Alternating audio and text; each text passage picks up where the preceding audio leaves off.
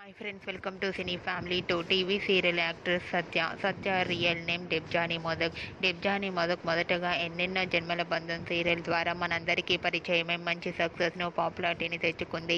డెబ్జానీ ప్రస్తుతం సత్యభామ సీరియల్లో సత్య క్యారెక్టర్లో నటిస్తూ మంచి పేరును, గుర్తింపును తెచ్చుకుంది.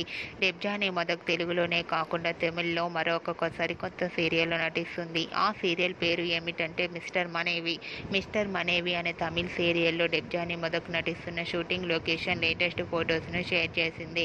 ఆ ఫొటోస్లో డెబ్జానీ మోదక్ షూటింగ్లో పాల్గొంటూ చాలా బిజీగా కనిపించింది.